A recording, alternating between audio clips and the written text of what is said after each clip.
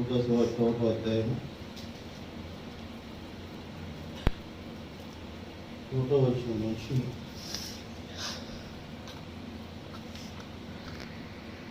4వ వచనం వరకు.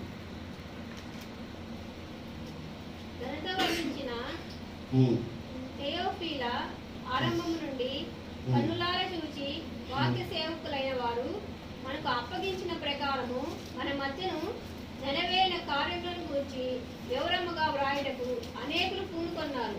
కనుక నీ ఉపదేశింపబడిన సంగతులు నిశ్చయముగా జరిగినవని నీవు తెలుసుకొనుటకు వాటినన్నిటినీ మొదల నుండి తరిచి పరిష్కారముగా తెలుసుకొని ఉన్న నేనును నీ పేరిట వాడిని గూర్చి వరుసగా రచించుట యుక్తమని ఎంచి తిని.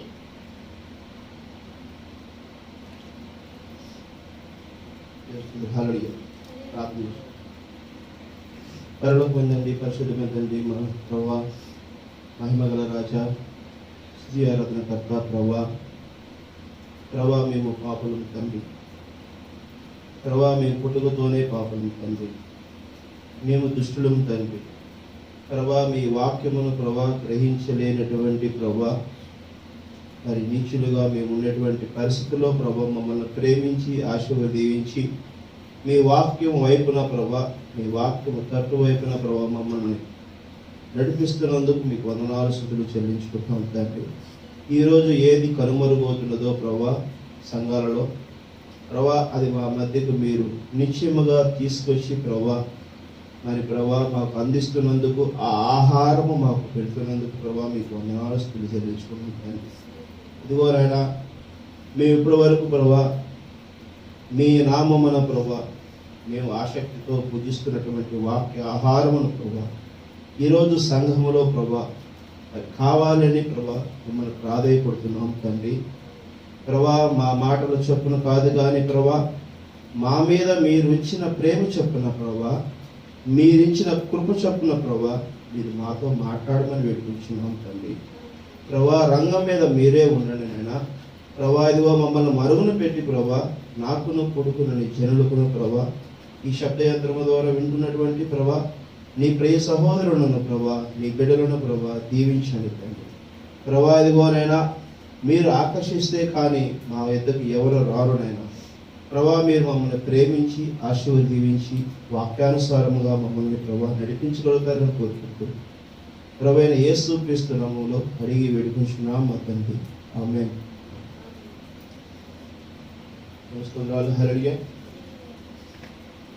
ఈ ఉదయకాలం దేవుణ్ణి మనం ఆరాధించుకుంటూ దేవుడు మనకు ప్రేమించి ఆశీర్వదించి ఇచ్చిన వాక్యం నిమిత్తం నిజంగా ఆయనకి నేను కృతజ్ఞతలు చెల్లించుకుంటున్నాను. స్తోత్రాలు. హల్లెలూయా. మొదటిగా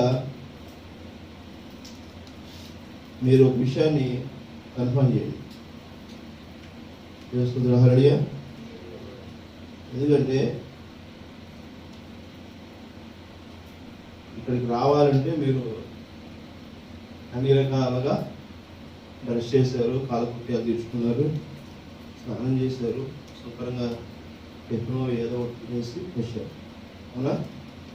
ఇంతనా? హల్లెలూయా. మందిరంలో మీ శరీరం కూర్చోవడానికి మీరు శుద్ధీకరణ చేసుకుని వస్తున్నారు. హల్లెలూయా. మరి మీ ఆత్మ ఈ మందిరంలో కూర్చోవడానికి మీరు ఏం శుద్ధీకరణ చేసుకుంటున్నారు?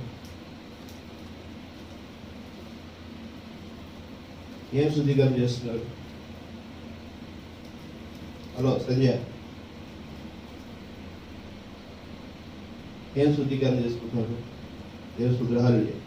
ఒకసారి పరీక్షించుకోవాలి. మరి ఆదివారం వస్తుంది అంటే ఒక మహాయజ్ఞము మనకి ఈరోజు చేస్తున్నారు. హల్లెలూయా. ఆదివారము ఉదయం నుంచి సాయంత్రం వరకు మరి వీరైతే అర్ధరాత్రి వరకైనా సరే దేవుడు మనతో ఎంతసేపు మాట్లాడుతున్నాడో అంతసేపు మనము నిశ్చయముగా ఆయనతో కలిసి ఆయన చెప్పే విషయాలు మనం గ్రహించగలగడానికి ఆసక్తిగా, ఆనందంతో, ఉత్సాహంతోను మరి మనం ఆయన దగ్గరికి రావాల్సి ఉన్నవారు. హల్లెలూయా. నిజంగా మనం ఈ విషయాన్ని గుర్తు చేసుకున్నాం. నేనైతే మరి గతంలో వేరే సంఘానికి బస్సింగ్ సమావేశానికి వెళ్ళేవాడు. మరి బస్సింగ్ సమావేశానికి నేను వెళ్ళేటప్పుడు ప్రతి ఆదివారం వెళ్ళేటువంటి పరిస్థితి నాకు ఉండేది కాదు.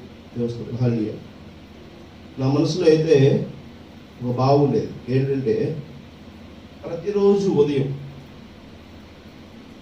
మన పనులు స్టార్ట్ చేసుకునేటప్పుడు ఉదయకాలంలో మనము ప్రార్థన చేసుకుని ఇంట్లో మందిరానికి వెళ్ళి మందిరంలో కూడా ప్రార్థన చేసుకుని మన దినచర్య ప్రారంభించాలి అని అనుకున్నాను. కానీ అది కొన్ని రోజులు మాత్రమే నాకు అవకాశం లేదు. కానీ తర్వాత కొన్ని రోజుల్లో అభ్యంతరం ఏదో ఒక ఆటంకాలు పరిస్థితులు వచ్చాయి. కానీ మనం తెలుసుకోవాల్సిన విషయం ఏంటంటే, ప్రతి దినము కూడా దేవుణ్ణి స్తుతించి ఆరాధించు. మీకు ఉన్న ఒక అవకాశం ఏంటంటే, మన మందిరం చాలా సమీపంలోనే ఉంది. మరి బయట నుంచి వచ్చే వాళ్ళకు కూడా దగ్గరలోనే ఉంది. మరి కావాలనుకుంటున్న వారికి కూడా దగ్గరలోనే ఉంటుంది. మరి మందిరానికి వచ్చి ప్రార్థన చేయడం వలన ఇక్కడ ఏక మనసు పనిచేస్తుంది. ఆమె ఏంటది? ఏక మనసు. ఎలాంటి మనసు పనిచేస్తుంది అంటే, చూడండి 17వ వచనం చూడండి, లోక సువార్తలోనే 17వ వచనం. ఇది మనకి ప్రవక్త మన ముందు తీసుకొచ్చినటువంటి అంశము, ఆ యొక్క సిద్ధాంతం కూడా అయ్యింది. దేవస్తుల హల్లెలూయా. మరియు చదవండి, అతడు తండ్రుల హృదయములను పిల్లల తట్టునను అవిధేయులను నీతిమంతుల జ్ఞానమును అనుసరించుటకును త్రిప్పి ప్రభువు కొరకు అయత్తపడి ఉన్న ప్రజలను సిద్ధపరచుటకై ఏలియా యొక్క ఆత్మయు శక్తియు గలవాడై ఆయనకు ముందుగా వెళ్ళును గనుక నీకు సంతోషమును మహా ఆనందమును కలుగును. ఆమేన్. అర్థమవుతుందా? అతడు పుట్టినందున అనేకులు సంతోషించుదురు. హల్లెలూయా. మనము దేవుడు ముందు రావటంకు ముందుగానే ఆయన దూత వస్తుంది. ఆమేన్. హల్లెలూయా. అర్థమవుతుందా? మనం ఏదైనా దినచర్య ప్రారంభించే సమయానికి మనం ముందుగా దేవుడిని ముందు తీసుకొచ్చుకోవాలి. మన దేవుని యొక్క దూతను ముందు తీసుకురావాలి. ఆ వాక్యమును మనం గ్రహించడం కోసం ముందు దూత సపోర్ట్ తీసుకోవడం కోసం మన ప్రార్థనా బలమును కలిగి ఉండాలి. దేవుని హల్లెలూయా. నీ మనసులో ప్రార్థనా బలం కలిగి లేకపోతే, వాక్యము చదివేందుకు సమయం కేటాయించకపోతే, వర్తమానమును గ్రహించేందుకు నీ సమయం కేటాయించలేకపోతే, మరి నీకు దేవుడు ఎలాగా తెలుస్తాడు? తెలుస్తుంది. హల్లెలూయా. మన దినచర్యలో మన శరీరానికి కావాల్సినది సంపాదించుకోవడానికి కొన్ని గంటలు మనం కేటాయించవచ్చు, రోజువారీ పనులు చేయొచ్చు. కానీ రోజంతా మనము ఒక వెట్టి చాకిరి చేయడానికి మనము జీవితాన్ని కేటాయించకూడదు. అదవుతుందా? దేవుని హల్లెలూయా. రోజు ఉండే పనిని ఒక క్రమం చొప్పున చేసుకోవాలి. దేవుని హల్లెలూయా. అర్థమవుతుందా? ఇప్పుడు మేఘాలు రోజు ఆకాశము పైన ఉంటాయి, భూమి పైన ఆకాశంలో ఉంటాయి. కానీ అవి క్రమం చొప్పున మన మధ్యకి వస్తాయి. దాని సౌండ్ దానికి వచ్చింది.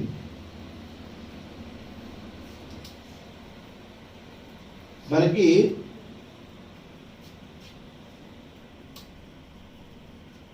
ఆకాశంలో మేఘాలు ప్రతిరోజు ఉంటాయి. కానీ కాలక్రమమున వర్షమును కురుస్తాయి. వర్షాకాలానికి ఒక క్రమం ఉంది. దేవుని హల్లెలూయా. చలికాలానికి ఒక క్రమం ఉంది. వేసవి కాలానికి క్రమం ఉంది. ఉదయ సమయానికి ఒక పట్టు క్రమం ఉంది. మధ్యాహ్న సమయంలో ఒక పట్టు క్రమం ఉంది. సాయంకాల సమయమునకు ఒక పట్టు క్రమం ఉంది. రాత్రి సమయానికి ఒక పట్టు క్రమం ఉంది. దేవుని హల్లెలూయా. మరి నీ జీవితంలో, నా జీవితంలో ఏ క్రమం ఉన్నది? దేవుని హల్లెలూయా. ప్రశ్నించుకోవాలి. ఈ రోజు నుంచి మీ జీవితాలలో క్రమంని మెరుగుపరచుకోవడం కోసం ప్రయత్నం చేయండి. దేవుని హల్లెలూయా. ఇప్పుడు ఉంటున్న క్రమం కంటే కూడా దేవుడి చిత్తానుసారంగా సమయాన్ని మెరుగుపరచుకోవటం కోసం మీరు ప్రయత్నం చేయాలి. ఎప్పుడు మనము సాన పెట్టుకునే వారిగానే ఉండాలి. హల్లెలూయా. అవునా? కత్తికి సాన పెడుతూ ఉంటేనే పొదున వస్తుంది.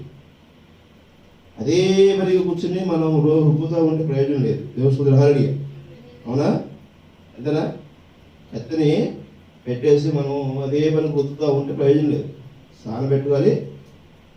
అవసరాలకు తగినటువంటి కూరగాయలు లేకపోతే ఇంకోటి మనం కట్ చేస్తున్నాం కదా, కట్ చేసే క్రమంలో మళ్ళీ దాన్ని పొదున పడుతున్నప్పుడు సాన పెట్టుకోవాలి. హల్లెలూయా. మరి ఆ విధంగానే మనం రోజువారీ చేసేటువంటి పనుల నిమిత్తము మరి మనము సాన పెట్టుకోవడానికి ప్రార్థన, వాక్యము అభ్యసించటము, ప్రార్థనలో దేవుణ్ణి మొరపెట్టడము, మరి ఆ విధంగానే మనం చేయాల్సినటువంటి క్రమాన్ని నేర్చుకోవడం కోసం వర్తమాన బుక్కులు మరి చదవటం, వాటిని కూడా మనం ధ్యానించాల్సిన అవసరం ఉంది. హల్లెలూయా. దీన్ని ఈ వారం నుంచి మేము ఖచ్చితంగా చేస్తా ఉన్న వాళ్ళు ఎవరు చేతులు ఎత్తండి. హల్లెలూయా. ఇదే అభ్యంతరాలు ఏమైనా ఉన్నాయా మీకు? ప్రార్థన, వాక్యము చదువుకోవటం, బైబిల్ చదవటం, వర్తమాన పుస్తకాలు చదువుకోవటం, దాంట్లో ఏమైనా అభ్యంతరాలు ఉన్నాయా? మరి ఏంటిదంటావండి? ఇప్పుడు ఆల్రెడీ చెబుతున్నదని అంటే ఎక్కడ ఉంటున్నావు నువ్వు? ధ్యాస వెళ్ళిపోతా ఉందా? నీకు నచ్చిన విషయాన్ని నువ్వు ఎక్కడికో తీసుకెళ్ళి కంపేర్ చేసి చూసుకుంటా ఉండొద్దు. దేవుని హల్లెలూయా. అర్థమవుతుందా? నీకు నచ్చిన విషయాన్ని నువ్వేంటి తీసుకెళ్ళి వేరే చోట కంపేర్ చేస్తూ ఉండొద్దు. దేవుని చిత్తానుసారంగానే జీవించడం కోసం ప్రయత్నం చేయండి. కాలంచుచు ఉన్నా నీ కృపనే నమ్ముకొనున్నా, నీ కృప అండి.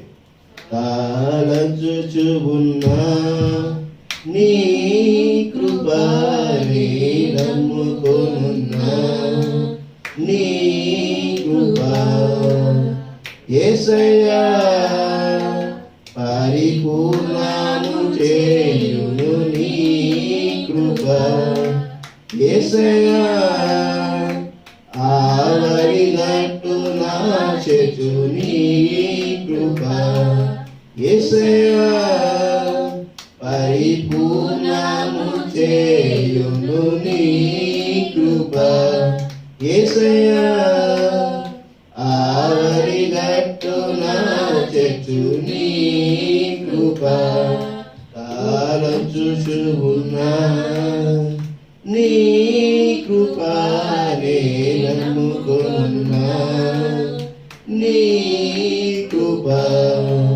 కాలం చూచు ఉన్నా, నీ కృపనే నమ్ముకొనున్నా, నీ కృప. హల్లెలూయా. దేవుని హల్లెలూయా. చూడండి, దేవుడు తలంచుచున్న నీ కృప, నేను నమ్ముకున్న నీ కృప. దేవుని హల్లెలూయా. దేవుడు ఏం తలంచుచున్నాడో అది నేను నమ్ముకున్నట్టుకు నీ కృప తోడే ఉండును గాక అని మనం పాటల ద్వారా ఇప్పుడు మనం అడిగి ఉన్నాం. దేవుని హల్లెలూయా. మరి దేవుని కృప ఏమున్నదో దానిని మనం గమనించే స్థితిలో మన ఆత్మని, మన శరీరాన్ని ఇక్కడ మనము ముద్రించుకుని ఉండాలి. దేవుని హల్లెలూయా. అర్థమవుతుందా? మనకు నచ్చినటువంటి విషయము ఏదో ఒక రాగానే వేరే వేరే ఆలోచనలతో వెళితే అది ధ్యానం. దేవుని హల్లెలూయా. అది నువ్వు మహాయజ్ఞంలో కలిగి లేనట్టు. దేవుని హల్లెలూయా. మహాయజ్ఞంలో కలిగి ఉండాలంటే ఏముండాలి? మన మనసారా హృదయానుసారముగా దేవుని చిత్తం ఏదైతే అక్కడ కలసబడుతున్నదో దానిని మనం పూర్తిగా గమనించాలి. దేవుని హల్లెలూయా. పూర్తిగా మనసు పెట్టి వినగాలి. పూర్తిగా మనము హల్లెలూయా ఆమేన్ చెప్పే విధంగా ఉండాలి. పూర్తిగా మనం దానిని ఘనపరిచే వారిగా ఉండాలి. దేవుని హల్లెలూయా. ఎందుకు ఉండాలి? మనం అలా కూడా ఎందుకు ఉండాలి? ఎందుకు ఉండాలి చూడండి, అదే ఇక్కడ మాట దేవసుద్రహాలి. ఘనత వహించిన దేవసుద్రహాలి ఎవరంట? ఘనత వహించిన. ఘనత అంటే ఏంటి? ఘనత అంటే ఏంటి? నీకంటే, నాకంటే, అందరికంటే, ఆకాశం కంటే, విశ్వానికంటే ఘనత ఇంక లేదు. ఘనత దేవసుద్రహాలి అత్యుత్తమైనటువంటి శిఖరాల ఘనత దేవునికే ఉంది. దేనికంట? తెయోఫిలా దేవసుద్రహాలియ. ఆరంభము నుండి కన్నులార చూచి వాక్య సేవకులైన వారు మనకు అప్పగింపిన ప్రకారము మన మధ్య నెరవేరిన కార్యమును గూర్చి వివరముగా వ్రాయుటకు అనేకులు పూనుకున్నారు. అదవుతుందా? ఆరంభము నుండి ఈ యొక్క భూమి ఆకాశములు సృజించినప్పటి నుంచి దేవసుద్రహల్య ఈ భూమి ఆకాశములు సృజించినప్పుడు మరి దేవుడు ఉన్నాడా?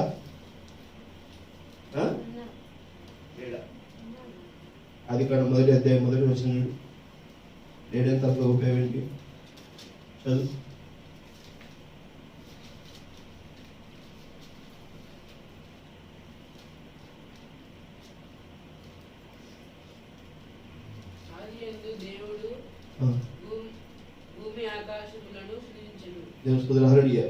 ఆది యందు ఎవరంటే చేసింది? ఏం సృష్టించాడు? మరి దేవసుద్రహాలి దేవుణ్ణి కనుగొనటం అనేది ఇదే పెద్ద భాస్కర్. అర్థమవుతుందా? దేవుడిని కనుగొనటము, ఒక మనిషిలో మనము దేవుణ్ణి స్థిరపరచటం అనేది అవివేకం. దేవసుద్రహాలి అర్థమవుతుందా? యేసు క్రీస్తు ప్రభువైన యేసు క్రీస్తు ఒక రూపములో వర్తమానములో ఎవరైనా కానీ పూజించుట, ఆరాధించుట జరుగుతున్నదా? జరిగితే అది తప్పు. ఆమేన్. అదవుతుందా? ప్రభువైన యేసు క్రీస్తు దేవుడు, నామము దేవుడు. ఆ నామములో మనకు రక్షణ ఉంది. ఆయన నడిచిన దారిలో మనకి మార్గమై ఉన్నది.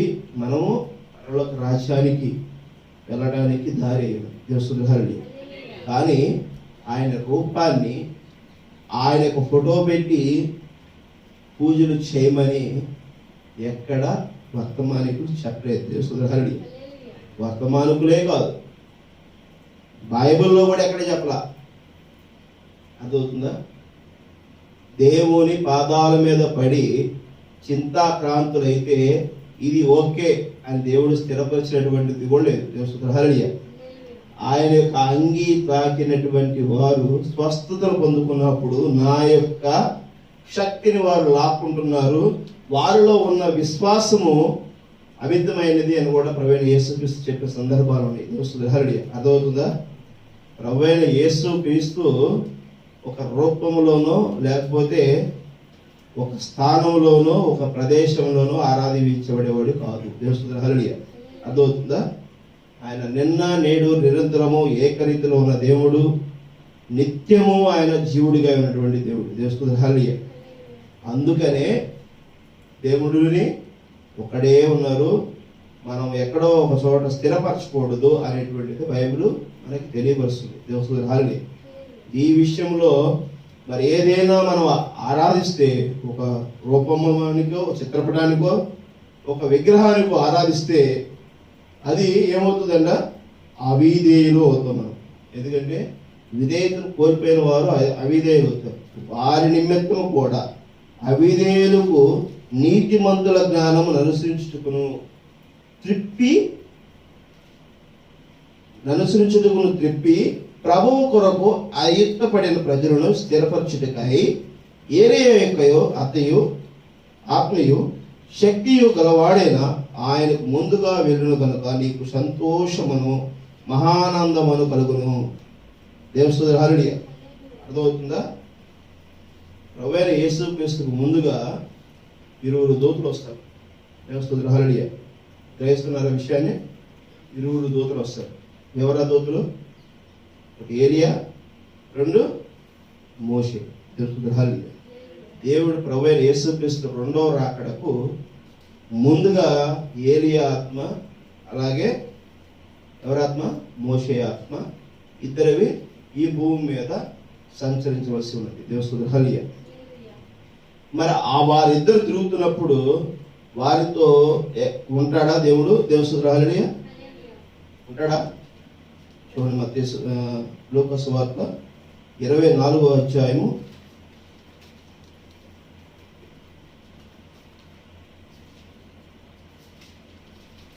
24వ అధ్యాయము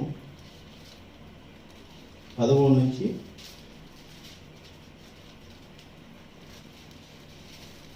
13 నుంచి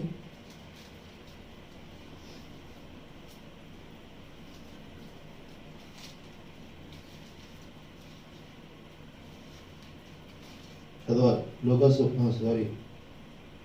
ఇదిగో ఆ ఆ దినమందే ఆ వారిలో ఇద్దరు యెరూషలేమునకు ఆమడ దూరమున ఉన్న ఎమ్మాయి అను ఒక గ్రామమునకు వెళ్ళుచు జరిగిన ఈ సంగతులన్నీ గూర్చి ఒకరితోనొకరు సంభాషించుచున్నది. వారు సంభాషించుచు ఆలోచించుకొనుచుండగా యేసు తానే దగ్గరకు వచ్చి వారితో కూడా నడిచెను. అయితే వారు ఆయనకు గుర్తుపట్టలేకుండా వారి కన్నులు మూయబడెను. ఆయన చూడండి, ఇద్దరు నడుచుకుంటూ మాట్లాడుకుంటూ వెళ్తున్నారు. ఏం మాట్లాడుకుంటూ వెళ్తున్నారు వీళ్ళు? ఏం మాట్లాడుకుంటూ వెళ్తున్నారు?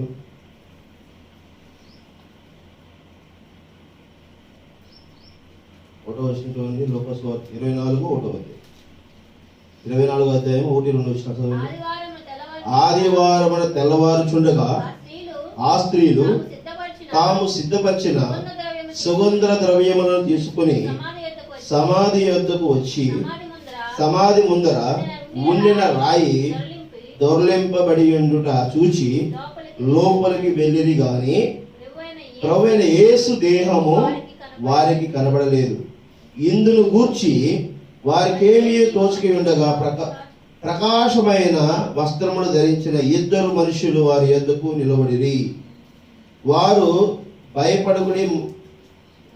భయపడి ముఖములను నేల మోపి ఉండగా వీరు సజీవుడైన వారిని మీరెందుకు మృతులలో వెతుకుచున్నారు? హల్లెలూయా.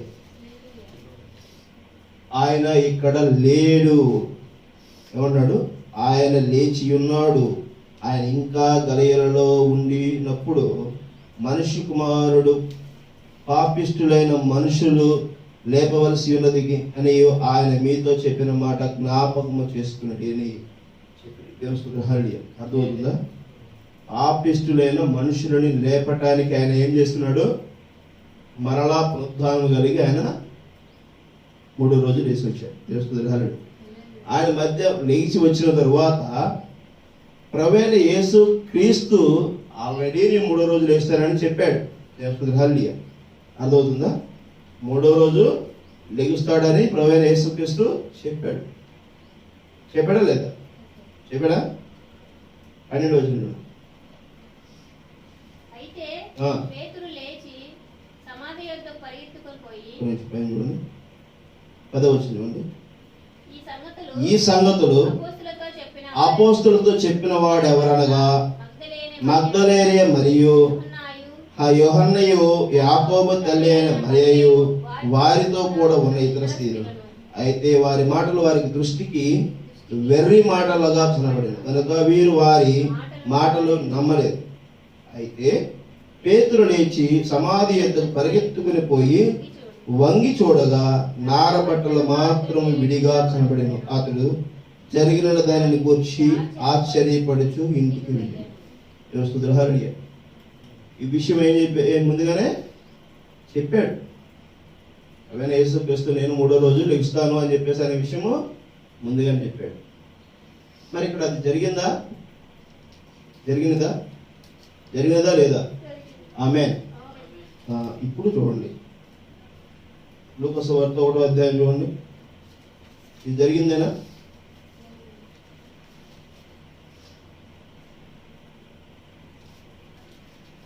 మనకు అప్పగింపిన ప్రకారము మన మధ్యను నెరవేరిన కార్యముల గూర్చి వివరముగా వ్రాయుటకు అనేకులు పూనుకున్నారు కనుక నీకు ఉపదేశించబడిన సంగతులను నిశ్చయముగా జరిగినని నీవు తెలుసుకున్నటకు వాటన్నిటినీ మొదటి నుండి తరిచి పరిష్కారముగా తెలుసుకుని ఉన్నను నేనను నీ పేరిట వాటిని గూర్చి వరుసగా రచించుట యుక్తమని ఎంచుకొని.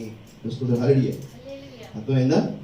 ప్రభువైన యేసుక్రీస్తు ముందుగా చెప్పిన విషయము జరిగినదే. ఆమేన్.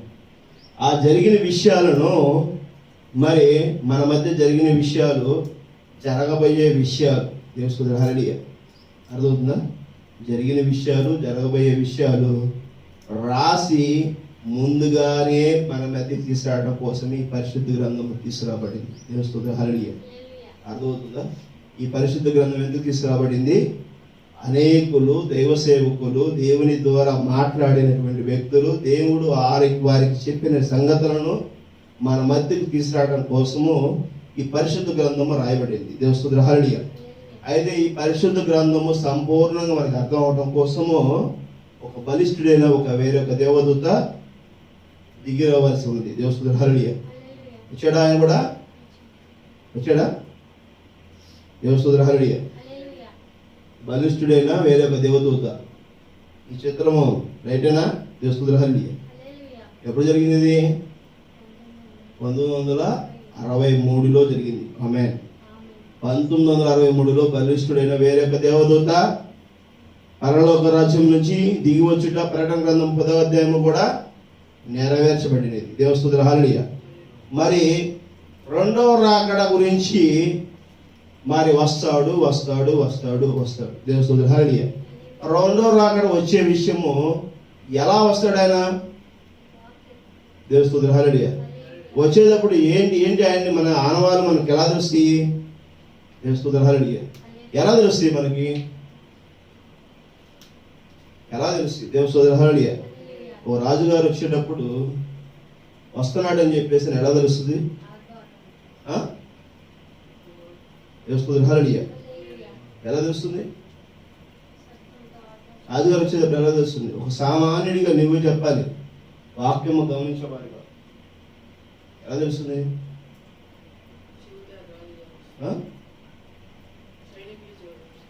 ఒక ముఖ్యమంత్రి అప్పట్లో వస్తున్నాడు అనుకోండి, ఎలా తెలుస్తుంది వస్తున్నాడని?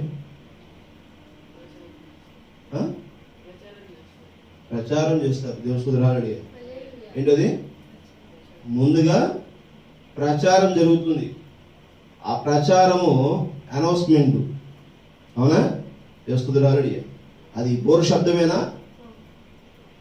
ఆ యొక్క ముఖ్యమంత్రి మరి గతంలో రాజుల పరిపాలన ఉండేటప్పుడైతే రాజుగారు వస్తున్నప్పుడు మరి దర్బార్కి రాజుగారు వస్తున్నప్పుడు రాజులకు రాజు మహాప్రభువు విచ్చేస్తున్నాడు హో అని చెప్తారు. అవునా కదా? దేవుని హల్లెలూయా. అవునా? ఉన్నాను ఇక్కడే. హల్లెలూయా. దేవుని హల్లెలూయా. గమనించండి ఇక్కడ విషయాలు. మహాప్రభు వస్తున్నప్పుడు చెప్తాడు. ఆ మహాప్రభుని నువ్వు చూడకపోతే చూడాలి అనేటువంటి ఆసక్తితో ఎదురు చూస్తాం. దేవుని హల్లెలూయా. అవునా కదా? ఇప్పుడు యేసు ప్రభు అనేవాడు ఉన్నారు. దేవుని హల్లెలూయా. ఆయన మన కోసము మరణంలో సిలువకు అప్పగింపబడినాడు, మరణము జయించి వచ్చినవాడు అనే విషయాన్ని మనం గమనించినాం. దేవుని. ఈ విషయము ప్రపంచంలో ఉన్న క్రైస్తవులన్నీ, అన్ని సంఘ శాఖలు, అన్ని సంఘ దేవ సేవకులందరూ కూడా, దైవ సేవకులందరూ కూడా చెప్తున్నారు. అవునా కదా? దేవుని హల్లెలూయా. ఆ మనిషి మరలా రెండో రాకడ రావాల్సి ఉన్నది. దేవుని హల్లెలూయా. ఆ రెండో రాకడ రావడానికి ముందు మరి ఒక బోరు శబ్దము వస్తుంది. ఏమని? బైబిల్లో ఉన్న మర్మాలన్నిటినీ విప్పేటువంటి ఒక బోరు శబ్దము మనకి బయలుపాటు రావాలి. దేవుని హల్లెలూయా. అవునా కదా? ప్రకటన గ్రంథం మనం ఎన్నిసార్లు చదువుకున్నా అది ఒకసారి వినేవాళ్ళకు కూడా తెలుస్తుంది కదా. చూడండి, ప్రకటన గ్రంథము 10వ అధ్యాయము 10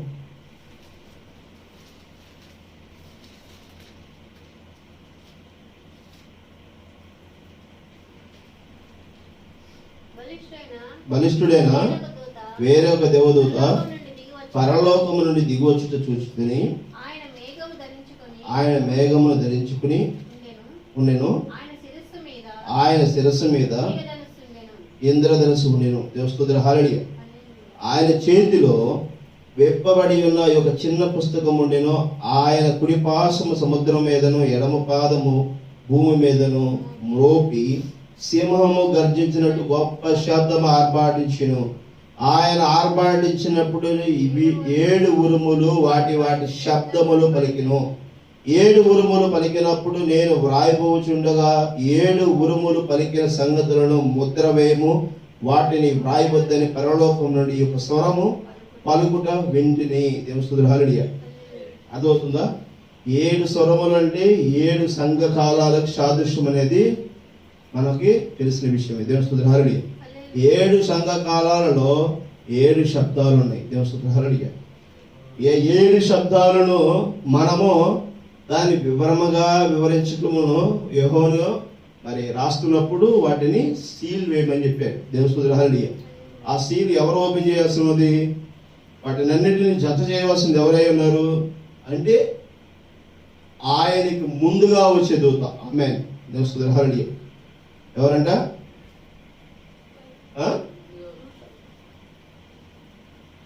చూడండి నిర్గమకాండం 24, 23, 23 చూడండి. ఎవరు చెప్పారంట?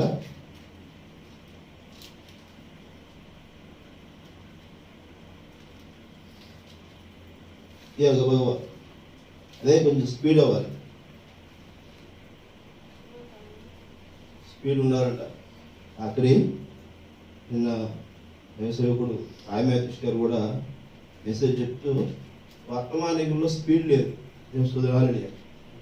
ఎందుకు లేదంటే ఇంజిన్ బోర్ వచ్చింది, మనుషులకి బద్ధకం తయారైంది, నిర్లక్ష్యం తయారైంది.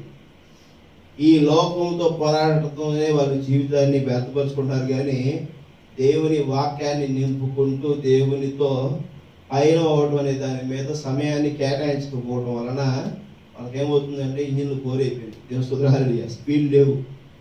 ఇది రాకెట్ యుగం కాదు. రాకెట్ యుగమా? రాకెట్ యుగం అనేది అవునా? అదేనా? రైటేనా? రాకెట్ యుగం అయిపోయింది. రాకెట్ యుగం కూడా అయిపోయింది. మీరు అర్థం కావట్లా. ఇది ఏ అడ్వాన్స్ టెక్నాలజీ యుగం. అర్థమవుతుందా? నీ మనసులో ఏమున్నదో చెప్పగలిగేటువంటి టెక్నాలజీ. రాకెట్ అనేది ఇక్కడి నుంచి అక్కడికి ప్రయాణం చేసే స్పీడే. రాకెట్ని మించిన స్పీడ్ ఉంది. ఏంటంట? ఫైనల్ స్టేజీ రాకెట్ స్పీడ్నైనా విమానం స్పీడ్నైనా కొలమానం చేసేది కాంతి గమనం. దేవస్తుతుల హల్లెలూయా. అర్థమవుతుందా? నీ కాంతి గమనంతోనే లెక్కేస్తారు. ఆ స్పీడ్లో ఉన్నాం మనం. దేవస్తుతుల హల్లెలూయా. అర్థమవుతుందా? రాకెట్ స్పీడ్ కాదు మనం ఉంది. రాకెట్ స్పీడ్లో ఉంటే మనం ఇంకా తెలుసుకోవాలి. కాంతి గమనం ఎలా ఉంటుంది? సూర్యుడు ఉదయిస్తే ఎక్కడో కొన్ని లక్షల కిలోమీటర్ల దూరం ఉన్న సూర్యుడి వెలుగు క్షణాల్లో భూమి మీదకి వచ్చేస్తుంది ఉదయం కాలం. అవునా కదా? క్షణాల్లో. దేవస్తుతుల హల్లెలూయా. అవునా? రైటేనా? రైటేనా? ఒప్పుకోవచ్చా? దీంట్లో చిన్న ఉదాహరణ కూడా చెప్తానండి. దేవస్తుతుల హల్లెలూయా. రాత్రి ఈ విషయాన్ని రాయగారు చెప్పారు. దాన్ని మీ మధ్య ఇంకొక కొద్దిగా వివరంగా చెప్తామని చెప్పేస్తానని చెప్తున్నా. దేవస్తుతుల హల్లెలూయా. ఒక వ్యక్తులు ఎవరు? ఉగ్రవాదులు ఒక చోట ఒక బిల్డింగ్లో కొంతమంది పిల్లలను, కొంతమంది పెద్దలను, ముఖ్యమైనటువంటి నాయకులను కిడ్నాప్ చేసి దాచిపెట్టారు. దేవస్తుతుల హల్లెలూయా. దాచిపెట్టారనుకో, వాళ్ళు ఏం చేస్తారు? బయట ఏమన్నారు, ఎవరున్నారు, ఏం చేస్తున్నారు అని చెప్పేసి అని ఏదో కిటికీ కంతలో నుంచి భక్తులను చూస్తారు. అవునా? కానీ వాళ్ళు డౌట్ చేయలేనప్పుడు వాళ్ళు ఒక సెకండ్ పాటు ఆ యొక్క తలుపు తీస్తే మనము ఆ గదిలో ఎంతమంది ఉన్నారు, ఎంతమంది తలనెరిసిన వాళ్ళు ఉన్నారు, ఎంతమంది కలజోడు పెట్టుకుని ఉన్నారు, ఎంతమంది వాచ్లు పెట్టుకుని ఉన్నారు, ఆ వాచ్ యొక్క పవర్స్ ఏంటి, వాళ్ళ చేతిలో ఉన్నటువంటి పిస్టల్స్ ఏంటి, వాళ్ళ ఉన్నటువంటి గ్రానైట్స్ ఎన్ని ఉన్నాయి, వాళ్ళ దగ్గర అయినటువంటి మిషన్ గన్స్ ఉన్నాయా, లేకపోతే ఎంతమంది బందీలుగా ఉన్నారు, వాళ్ళని ఏ యాంగిల్స్లో వాళ్ళు టార్గెట్ చేసి ఉన్నారు మిషన్ గన్స్తో, ఇవన్నీ కూడా క్షణాల్లో గమనించవలసింది. అవునా కాదా? హల్లెలూయా. అలా అంత వాళ్ళు ఒక జస్ట్ అలా వచ్చి అలా ఇలా తలుపు తీయగానే అలా చూసేయగానే అవన్నీ పసిగట్టగలిగితేనే వాడు రైట్ చాయిస్లో వాళ్ళు కాల్చి చంపగలుగుతారు ఉగ్రవాది. చిన్న ఆఫ్టర్ ఉగ్రవాది బందీలో ఉన్నటువంటి వారిని మనం విడిపించడానికి ఎంత చురుకైనటువంటి వ్యక్తులుగా మనం ఉండాల్సి ఉన్నది. అదవుతుందా? దేవస్తుతులు హల్లెలూయా. ఇజ్రాయెల్ దేశంలో యుద్ధం జరుగుతున్నప్పుడు మరి ఇటీవల కాలంలో ఆ యొక్క భూగర్భలో ఉన్న సొరంగాల్లో వాళ్ళు ఇజ్రాయెల్ని కొంతమంది తీసుకెళ్ళి బంధించినప్పుడు మరి వాళ్ళ దగ్గర ఏమేమి ఉన్నాయి ఏంటి అనేది అన్నింటిని కూడా వాళ్ళు విత్ ఇన్ సెకండ్స్లో కనుగొన్నారు. దేవస్తుతులు హల్లెలూయా. వాళ్ళు ఎంతో స్పీడ్గా చేస్తే మరి ఆ దేశాన్ని మరి యుద్ధం చేసి మరి విజయం సాధించగలిగారు. మరి గడిచిన సంవత్సరాల కాలంలో రష్యా ఉక్రెయిన్ దేశం మీద యుద్ధం చేస్తూనే ఉంది. ఎందుకని? హల్లెలూయా. రష్యా ఎంత పెద్ద దేశం, రష్యా దగ్గర ఉన్నంత టెక్నాలజీ ఉంది, రష్యా దగ్గర ఎంత బలగం ఉంది. అర్థమవుతుందా? హల్లెలూయా. మరి ప్రపంచంలో ఉన్న క్రైస్తవ సంఘాల్లో ఉద్యమం ఎంత ఉంది? క్రైస్తవ సంఘాల్లో సేవకులు ఎంతమంది ఉన్నారు? ఎన్ని బైబిల్స్ ఉన్నాయి? ఎంత ప్రార్థన ఉంది? ఎంత వివేకం ఉంది? ఎంత జ్ఞానం కలిగి ఉన్నారు? ఎందుకని ఒక్క శాతాన్ని ఓడించలేకపోతున్నారు? తెలుస్తుంది. హల్లెలూయా. అర్థమవుతుందా? యుద్ధం చేస్తూ చేస్తూ చేస్తూ చేస్తున్నారు. తెలుస్తుంది. హల్లెలూయా. రష్యా ప్రవక్త అంటాడు, రష్యా దేవుని చేతిలో ఆయుధమై ఉందన్నాడు. ఆమేన్. రష్యాని ఓడించటం అనేది సాధ్యం కాకూడదు, కానీ రష్యా ఇంత టైం అలా ఉండడానికి వాళ్ళలో ఉన్నటువంటి ఒక నిశ్చలత్వమైనటువంటి మనసే. దేవస్తుతులు హల్లెలూయా. అర్థమవుతుందా? ఆ దేశం ఏం చేస్తుందిలే, దాన్ని మనం ఏం చేస్తాము, ఏదో టైంపాస్గా ఒక ట్రైనింగ్ చేద్దాంలే. అర్థమవుతుందా? అందువలనే సంవత్సరాల కాలం పట్టింది, ఇంకా సమయం పడుతూనే ఉంటుంది. వాళ్ళకు ఒక ట్రైనింగ్ అది. అర్థమవుతుందా? ప్రతిరోజు మన ఆర్మీ వాళ్ళు కూడా ఏ దేశంతో యుద్ధం లేదు మనకి, కానీ ప్రతిరోజు రోల్ కాల్స్ ఉంటాయి. తెలుస్తుంది. హల్లెలూయా. ప్రతిరోజు ఆర్మీ వాళ్ళు బాంబులు వేస్తూ పేలుస్తూ టెస్టింగ్ చేస్తూ కసరత్తు చేస్తూ ఉండాలి. తెలుస్తుంది. హల్లెలూయా. ఎందుకని? అప్పటికప్పుడు వెళ్ళాలంటే కుదరదు కాబట్టి మార్నింగే లేచి వ్యాయామం చేయాలి, ధ్యానించాలి, జ్ఞానాన్ని ఇంప్రూవ్ చేసుకోవడానికి మరి ఎన్నో రకాల ప్రయోగాలు చేస్తూ ఉంటారు. మరి నువ్వు ఆదివారం ప్రార్థనా మందిరానికి రావడానికి ఏం చేస్తున్నావు? అర్థమైందా? హల్లెలూయా. అదవుతుందా? మీకు ఇది చెప్పడానికి అన్ని విషయాలను మరి టచ్ చేసుకుంటూ వచ్చి చెప్పాల్సి వస్తుంది. ఎందుకనంటే మనం ఎంత వివరంగా అట్టికాయ వలసి నోట్లో పెట్టినా కూడా తినలేనటువంటి స్థితిలో మనం ఉన్నాం. దేవుని గమనించే స్థితిలో మనం లేవు. దేవుని హల్లెలూయా. అంత మనము బద్ధహీనులుగా మరి ఇంకా తెలుసుకోలేనటువంటి వారిగా ఉన్నామంటే కేవలం వాక్యంలో స్థిరత్వం లేకపోవటమే, వాక్యాన్ని మనము అభ్యసించకపోవటమే, ప్రార్థనలో మనం స్థిరత్వం లేకపోవటమే, ప్రార్థనలో ఇంకా ఇంకా ఇంకా ఇంకా అనగానే టక్మని మాట చెప్పగానే చెవికి టక్మని అర్థమైపోవాలి. ఆమేన్. మనం ఒక మాట పలికితేనే వెంటనే అర్థం చేసుకోగలగాలంటే మనం ఆ మనసు కలిగి ఉండాలి. మనం ఏం చేస్తున్నాం? ఏం చెప్పావు?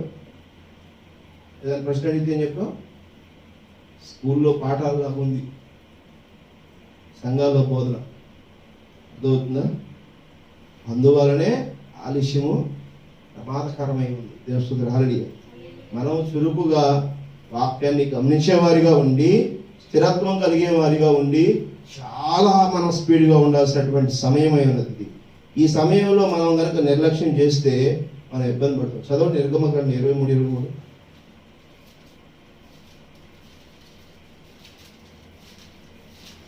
ఎట్లనగా నా దూత నీకు ముందుగా వెలుచు, అమోరీయులు, హిత్తీయులు, పెరిజ్జీయులు, నా దూత నీకు ముందుగా వెలుచు. దేవుని స్తోత్రం. హల్లెలూయా.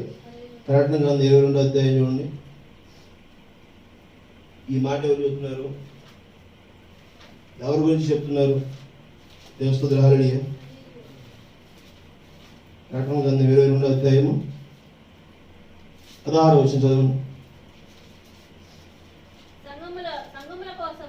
సంగముల కోసరము ఈ సంగతులను గూర్చి మీకు సాక్ష్యం ఇచ్చుటకు యేసు అను నేను నా దూతను పంపి ఉన్నాను. నేను దావీదు వేరు చిగురును, సంతానమునైనను, ప్రకాశమైనను, వేకువ చుక్కనై ఉన్నాను. ఆమేన్. అర్థమవుతుందా? యేసు అను నేను నా దూతను పంపి ఉన్నాను. అర్థమవుతుంది? దేవుని స్తోత్రం. హల్లెలూయా. మనం ఇందా చదివిన మాట ఒకసారి గమనించండి. మరి లూకా సువార్త 1వ అధ్యాయము 17వ వచనం. అతడు తండ్రుల హృదయంలో పిల్లలందరిలోనూ అవిధేయుల నీతిమంతుల జ్ఞాపకం అనుసరించుటకును త్రిప్పి ప్రభువు కొరకు అయుత్తపడి ఉన్న ప్రజలను సిద్ధపరచుటకై ఏలియా యొక్క ఆత్మశక్తి గలవాడే ఆయనకు ముందుగా వెళ్ళును గనుక నీకు సంతోషమును మహానందమును కలుగును. అతడు పుట్టినందున అనేకులు సంతోషకరమైనను. దేవుని స్తోత్రం. హల్లెలూయా. ఆయన పుట్టినందున సంతోషమైనంట. అర్థమవుతుందా? దేవుని స్తోత్రం. హల్లెలూయా. మరి ఆయనకి ముందుగా ఎవరు వస్తున్నారు? ఏలియా వచ్చాడు. దేవుని స్తోత్రం. హల్లెలూయా. అర్థమవుతుందా? మరి ఆయన బాప్తిసం ఇచ్చే ముందుగా పరిశుద్ధాత్మను వరమును పొందుకునే బాప్తిసం ఆయన ఇచ్చేటప్పటికి ప్రభువైన యేసుక్రీస్తు మరణానికి అప్పగింపబడలేదు. దేవుని స్తోత్రం. హల్లెలూయా. తండ్రియు కుమారునియు పరిశుద్ధాత్మ యొక్కయు నామములోనికి, నామంలోనికి కాదు. దేవుని స్తోత్రం. హల్లెలూయా. ఏదంట? నామము అంటే ఒకటే పేరు, 3 పేర్లు కాదు, 3 దేవుళ్ళు కాదు, 3 ఒకటే దేవుడే ఉన్నాడు. 3 అంటే వేరు వేరు అనుకుంటున్నారు. 3 వేరు చేసి చూడాల్సినంత అని లేదు. దేవుని స్తోత్రం. హల్లెలూయా. అర్థమవుతుందా? 3 ఒకరే. అప్పుడు వచ్చిన తండ్రి, మరి మన మధ్యకి సువార్త తెచ్చిన ప్రియకుమారుడు, మన లోకరక్షకుడు యేసు, మనతో ఉన్న ఆ యొక్క క్రీస్తు, మనం ఏమై ఉన్నామంట? ఏమైనా దేవుని స్తోత్రం. హల్లెలూయా. ఏమై ఉన్నాం? ఏమై ఉన్నాం? లూకా సువార్త 24వ.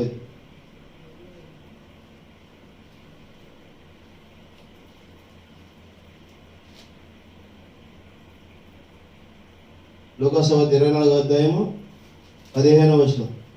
వారు సంభాషించుచు ఆలోచించుకునిచుండగా యేసు తానే దగ్గరికి వారితో కూడా నడిచెను. అయితే వారు ఆయనను గుర్తుపట్టలేక వారి కన్నులు మూయబడెను. అర్థమైందా? ఇప్పుడు యేసు గురించి మాట్లాడుకున్నారు. యేసుక్రీస్తు 3వ రోజు లేస్తానన్నాడు రా. ఆయన చెప్పినట్టుగా లేచాడు. ఆయన చెప్పినట్టుగా లేచాడు. ఆయన కనపడలేదు. ఏంది? తలుపు తీసాము, ఆ రాయి దొరికించాము, బట్టలున్నాయి. ఎక్కడ మాట్లాడుకున్నారు వీళ్ళు? యెరూషలేముకు కొంత దూరంలో ఉన్న ఎక్కడున్నారు? ఎక్కడ మాట్లాడుకున్నారు వీళ్ళు?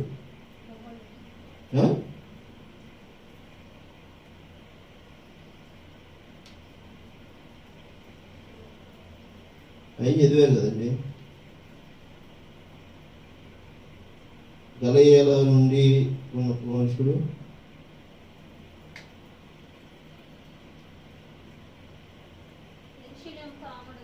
ఆమడ దూరంలో ఉన్న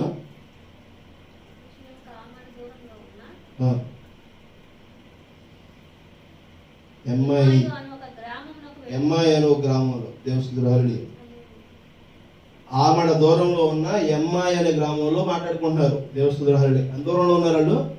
యెరూషలేముకి ఎంత దూరంలో ఉన్నారు? ఆమడ దూరంలో ఉన్నారు. ప్రవీణ యేసుక్రీస్తు రాకడికి ఈరోజు సంఘం ఎంత దూరంలో ఉంది? ఆమడ దూరమే ఉంది. ఆమె అర్థమవుతుందా? సంఘాలలో ఈరోజు సంఘ శాఖలలో దైవ సేవకులు మాట్లాడుకుంటున్న ఇవన్నీ కూడా వారికి దగ్గరలోనే ఉన్నది. రాకడ దగ్గరగానే ఉన్నది. ఆమె దగ్గరగా ఉన్నప్పటికీ కూడా గమనించలేనటువంటి స్థితిలో ఈ సంఘాలు ఉన్నాయి. ఆయన ఎక్కడున్నాడంట? యెరూషలేము నీ గమ్యానికి దగ్గరలో ఉన్నాడు. ఆ గమ్యానికి నిన్ను తీసుకువెళ్ళడానికి వారితో కూడా ఉన్నాడు. ఆమేన్. ఆ ఇద్దరు సంభాషించుకుని వెళ్తున్నారు. ఎక్కడ? ఎమ్మాయి గ్రామంలో నుంచి ఎమ్మాయి గ్రామంలో ఉన్న దగ్గరకు వచ్చారు. యెరూషలేముకు దగ్గరలో ఉన్నారు. పరలోక రాజ్యానికి దగ్గరగానే ఉన్నాం. ఆమేన్. ఈరోజు క్రైస్తవులు అందరూ కూడా పరలోక రాజ్యానికి దగ్గరగానే ఉన్నారు. ఆ ఎమ్మాయి మార్గం కాడ ఎవరైతే ఇద్దరు మాట్లాడుకుంటున్నారో వారితో కూడా క్రీస్తు ఉన్నాడు. ఆమేన్. అర్థమవుతుందా? ఈరోజు యేసు క్రీస్తు కూడా సంఘములతో ఉన్నాడు. కానీ ఆ యేసుని మనం గమనించట్లేదు. ఆ యేసు క్రీస్తుని మనం గమనించట్లేదు. ప్రవీణ యేసు క్రీస్తు మనతోనే ఆయన మనల్ని నడిపించడం కోసం ఒక దూతను మన మధ్యకి తీసుకొచ్చాడు అనే విషయాన్ని గమనించట్లేదు. దేవస్తుడు హల్లెలూయా. నేనును అంటే యేసాను నేను అంటున్నాడు ఆయన. దేవస్తుడు హల్లెలూయా. అర్థమవుతుందా? రవి అని నేను అంటలా, సాంసవ్ అని నేను అంటలా, లేకపోతే భరత్ అని నేను అంటలా. అర్థమవుతుందా? దేవస్తుడు హల్లెలూయా. 22 వచ్చిన చూడండి, 22 అధ్యాయం ప్రకటన గ్రంథం. ఆడ క్లియర్గా గమనించండి.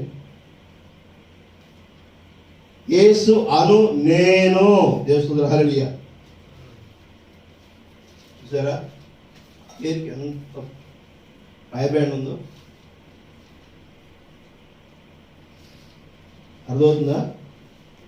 యేసు అను నేను ఏమంటాడు? నా దూతను పంపి ఉన్నాను. హల్లెలూయా. ఆ దూత ఏం చెప్తుంది? జరిగిన విషయాలు, మన మధ్య జరుగుతున్న విషయాలు చెబుతుంటే మనం ఏం గమనిస్తున్నాం? అవి తెలియపరచడం కోసమే ఆయన ఏం చేస్తున్నాడంట? లూకాసు వార్త 1వ అధ్యాయం చూడండి. దేవస్తుడు హల్లెలూయా.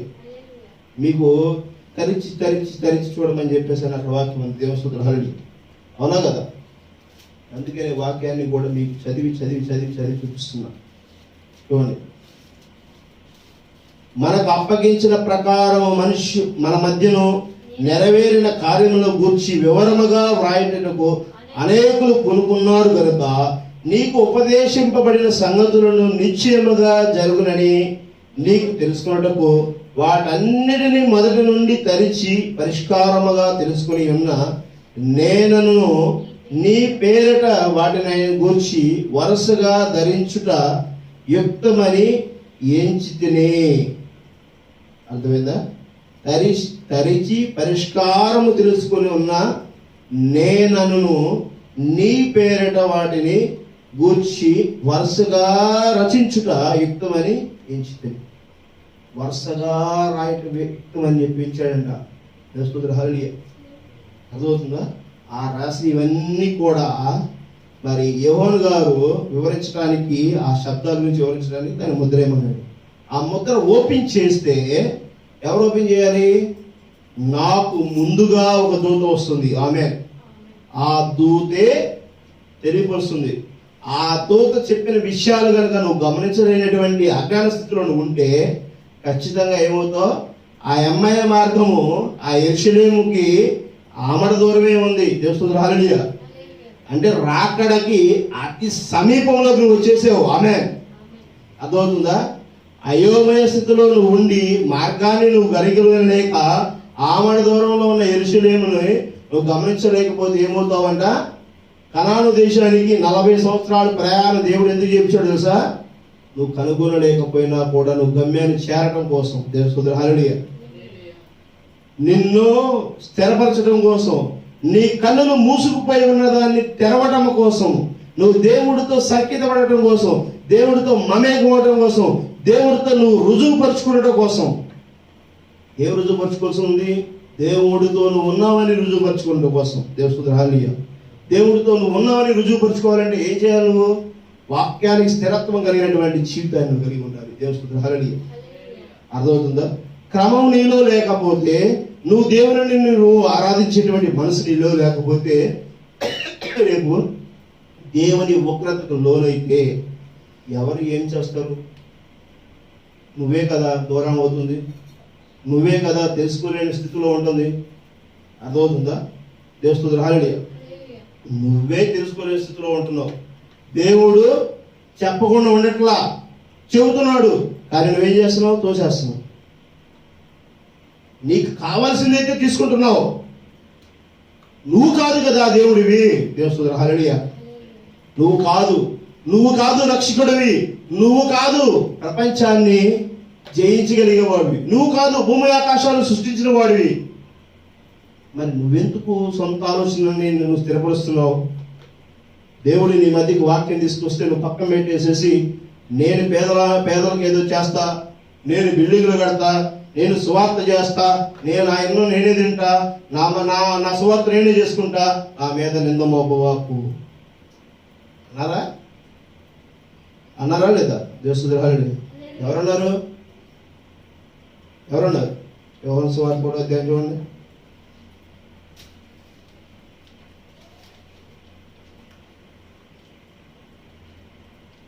యెషయా గ్రంథం చూడండి.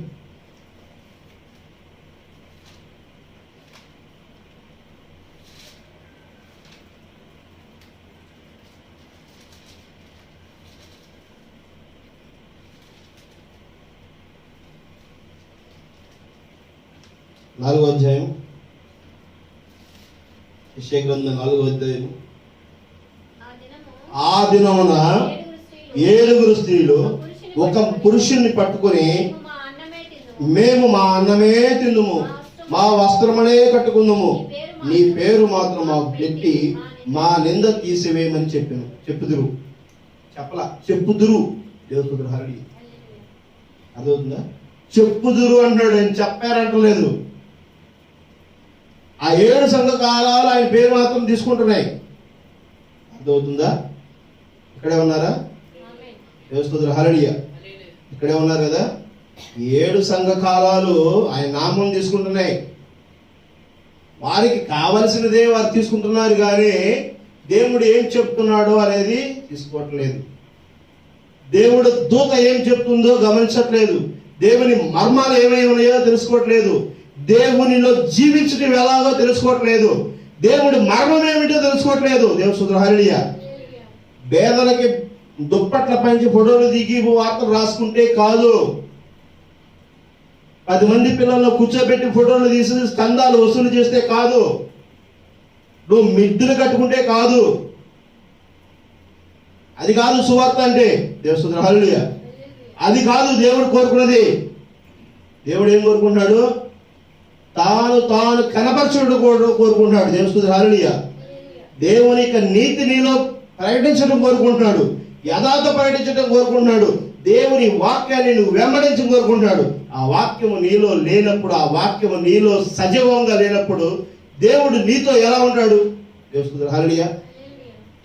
మరి అదే కదా చెప్తుంది అమ్మాయి మార్గంలో వాళ్ళిద్దరు మాట్లాడుకుంటూ వెళుతున్నప్పుడు, దేవుడు వారితో ఉన్నప్పటికీ కూడా వాళ్ళు గమనించలేనటువంటి స్థితిలో ఉన్నారు. ఈరోజు వాక్యము మనతో నిలబడి ఉన్నప్పుడు కూడా వధువు వాక్యంతో స్థిరపరచబడాల్సి ఉంటే, ఆ వాక్యాన్ని మనం వదిలేసి ఆ వాక్యంతో మనం జీవించలేనటువంటి స్థితిలో మనం ఉంటే, మరి ఎలాగ మనం దేవుణ్ణి వెంబడించే వారికి ఉంటాం? దేవుని హల్లెలూయా. వాక్యం నీలో లేకపోతే నువ్వు ఎలా చేయగలుగుతావు? ఈ ఆహారం కోసమా నువ్వు బతకడం కోసం వచ్చింది భూమి మీదకి? బిర్యానీలు తినడానికో, లేకపోతే నూడిల్స్ తినడానికో, లేకపోతే ఫాస్ట్ ఫుడ్ సెంటర్లు కట్టడానికో వచ్చింది? ఏమి నువ్వు ఇప్పుడు వేసుకుంటున్న దుస్తులు గత 100 సంవత్సరాల కింద వేసుకున్నారా? అప్పుడు బతకలేదా మనుషులు? ఏమి లగ్జరీ? నువ్వు కట్టుకున్న ఇల్లు, ఇప్పుడు కట్టుకునేటువంటి అంధకారమైనటువంటి ఇల్లు, అసలు ఎన్నో హంగులు ఎన్నో దిద్దు మరి నువ్వు చేస్తున్నావు. అలాంటి ఇల్లు 100 సంవత్సరాల కింద ఉన్నాయా? నీకు 200 సంవత్సరాల కింద ఉన్నాయా? నీ బతికేంటి? ఒక్కొక్కరిని ప్రేమించి దేవుడు వారి అవసరాల కోసం, వారి పరిస్థితుల కోసం దేవుడు ప్రేమించి వారికి ఆర్థికమైనటువంటి స్థిరత్వాన్ని కల్పిస్తే వారు ఏం చేస్తున్నారు?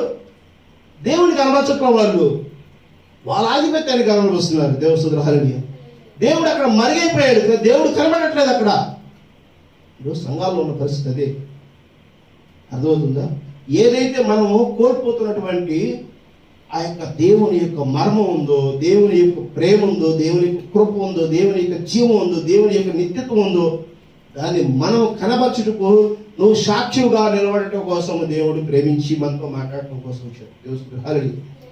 అదవుతుందా? లూకా సువార్త 3వ అధ్యాయంలో ఏం చెబుతుంది? అక్కడ చాలా క్లియర్గా చెప్తున్నాడు. ఈ విషయాలు మీకు తెలియపరచడం కోసం నేను రాస్తున్నాను అంటున్నాడు. దేవుడు హల్లెలూయా. అవి తరిచి తరిచి చూడండి అంటున్నాడు. ఏంటంట? తరిచి తరిచి చూడండి అంటున్నాడు. అర్థమవుతుందా? దేవుడు హల్లెలూయా.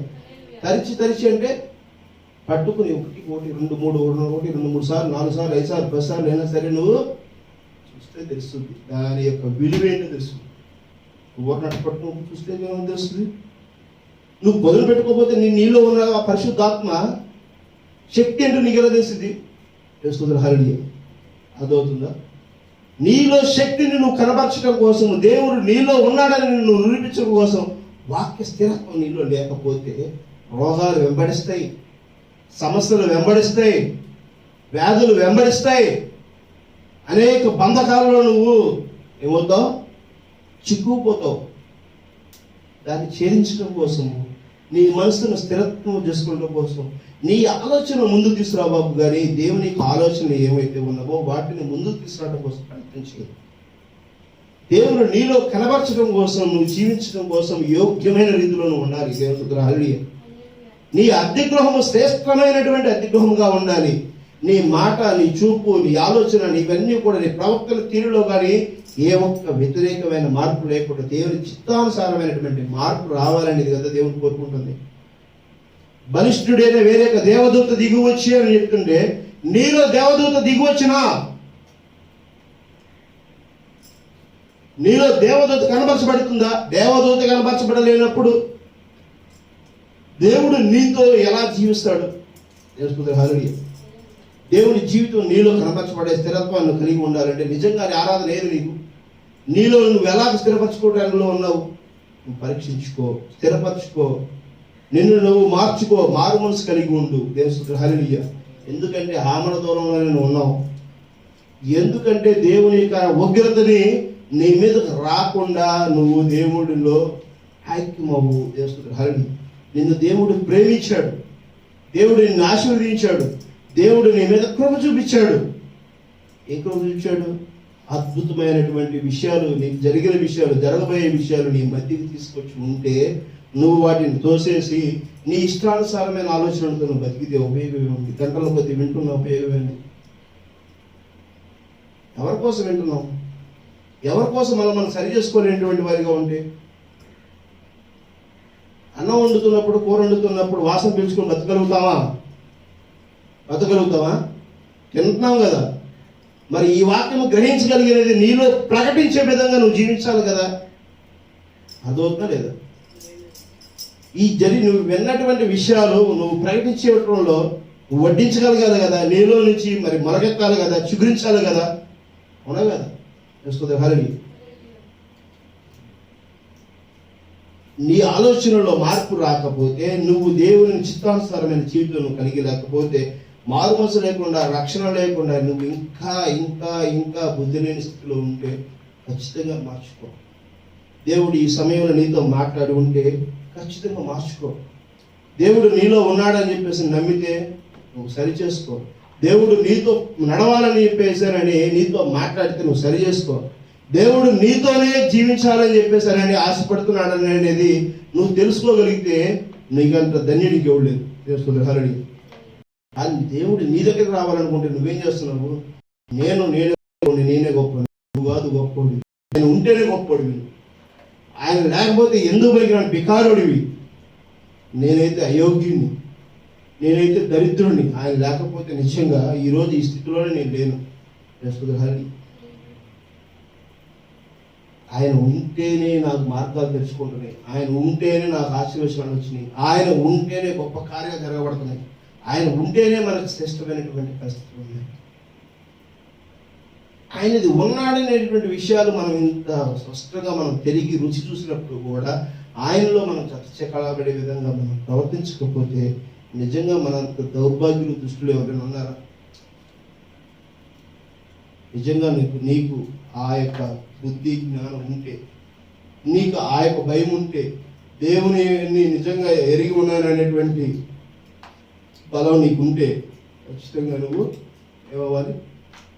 దేవుడితో జత కావలసి ఉంది. దేవుడు హల్లెలూయా. అర్థమవుతుందండి? ఇప్పుడే తీర్మానం చేసుకోండి. గడిచినటువంటి సమయంలో నిజముగా నన్ను నశించిపోకుండా రక్షించిన దేవుడు, ఇప్పుడు నాతో మాట్లాడిన దేవుడు, మరుదినం నాతో ఉన్నాడని రుజువుపరచుకోవడం కోసం మరి వారంలో నేను ఖచ్చితంగా దేవుడు క్రమంలో నేను జీవించాను. ప్రభువా, నేను నిజంగా నువ్వు చెప్పిన విధంగా నేను నడిచాను. ఇదిగో నువ్వు చెప్పిన విధంగా నేను అంత స్థాయిలో నడకపోయినా కనీసం కొంత స్థాయిలో ఇదిగో గంటో అరగంట 2 గంటలు నేను ధ్యానించాను, నీతో మొరపెట్టుకున్నాను. ఇదిగో నాకు ఈ సమస్య పరిష్కారమైనది. ఇదిగో నీతో నేను ఉన్నప్పుడు, నువ్వు నాతో ఉన్నప్పుడు నేను ఇదిగో ఈ యొక్క విషయాన్ని నేను జయించగలిగాను, ఈ పరిస్థితిని జయించగలిగాను అనేటువంటి సాక్ష్యం చెప్పలేదు. తెలుసుకుని ఆ సాక్ష్యం నువ్వు చెప్పలేని జీవితంలో నిజంగా వస్తే, ఆ సాక్ష్యం చెప్పే పరిస్థితుల్లో నువ్వు లేకపోతే మందిరానికి వచ్చినా కూడా వ్యర్థమే. తెలుసుకుని దేవుడితో నువ్వు ఉన్నావని, దేవుడు నీతో ఉన్నాడు అనేది నువ్వు రుజువుపరచబడిగా నువ్వు జీవించాలి. అర్థమవుతుందా? శరీరం ఒకటే వస్తే ప్రయోజనం లేదు, దాన్ని తీసుకెళ్ళి శ్మశానంలో పడేస్తుంది. ప్రాణం కూడా రావాలి. తెలుసుకుని దేవుని మన శరీరంలో ప్రాణం ఎలా ఉన్నదో మందిరానికి వచ్చేటప్పుడు కూడా నీతో సజీవమైన వాక్యము నీతో ఉన్నదనేది రుజువుపరచాలి. ఆమేన్. ఆ రుజువుపరిచేటువంటి స్థితిని నీలో లేకపోతే, ఆ రుజువుపరిచేటువంటి మరి పవిత్రత నీలో లేకపోతే, ఆ నీతి నీలో లేకపోతే, యథార్థత లేకపోతే, క్రమం నీలో లేకపోతే, తగ్గింపు లేకపోతే నువ్వు మందిరానికి వచ్చిన వ్యర్థమే. అది వర్తమానమైనా, సంఘశాఖ అయినా, ఇంకెక్కడైనా సరే. చేస్తుంది హల్లెలూయా. వర్తమానం అని చెప్పి చర్చికి వస్తే నీకేం రంగు పులుముకుంటే ఇక్కడేమో నీకేమీ రంగులు వేసి పంపించరు. అర్థమవుతుందా? నక్క వాతలు పెట్టుకున్నంత మాత్రం పులి కాదు. అవునా? చేస్తుంది హల్లెలూయా. పులిలాగా మారటానికి వస్తే నక్క వాతలు పెట్టుకున్నాను. చిన్నప్పుడు నాకు పాట కథ చెప్పేవాళ్ళు. నక్క వాతలు పెట్టుకున్నంత మాత్రాన పులి కాలేదు. నువ్వేదో ఆ క్షణానికి వచ్చి హల్లెలూయా హల్లెలూయా అని చెప్పేసారని ఏదో పాటలు పాడేసి కూర్చున్నంత మాత్రాన పరలోక రాజ్యానికి వెళ్ళలేవు. దేవుని నువ్వు గుర్తెరగలేవు. అర్థమవుతుందా? నిన్న మొన్నటి దాకా 3 రోజుల క్రితం వరకు దేవుడు సజీవుడిగా వారి మధ్య ఉన్నటువంటి ప్రవీణ యేసుక్రీస్తు వారితో ఎమ్మయ మార్గంలో వెళ్తున్నటువంటి ఆ ఇద్దరితో ఉన్నాడనే విషయాన్ని వాళ్ళు గమనించలేరా? వాళ్ళకి తెలుసు రూపం, నీకు రూపమే తెలియదే, దేవుడు జాడే నీకు తెలియదే. అయినా కూడా దేవుడు నీలో ఉన్నాడంటే ఎలా తెలుసుకోగలుగుతావు? ఎంత జాగ్రత్తగా ఉంటే నువ్వు తెలుసుకోగలుగుతావు? 2022 సంవత్సరాలు అయింది. మరి ఇప్పుడు రెండో రాకడ ఇప్పుడు జరిగితే నువ్వు గమనిస్తావా? రెండో రాకడ 3వ రోజు జరిగితేనే గమనించలేదు. చేస్తుంది హల్లెలూయా. మరి ఇప్పుడు నీతో దేవుడు ఉన్నాడంటే నువ్వు ఎలా గమనించగలుగుతావు? నీ కనులు మరుగై ఉన్నాయి. ఆయన నిన్ను మరుగున పెట్టే పరిస్థితి తీసుకొచ్చుకోకు. ఆయన నీలో కనబడటానికి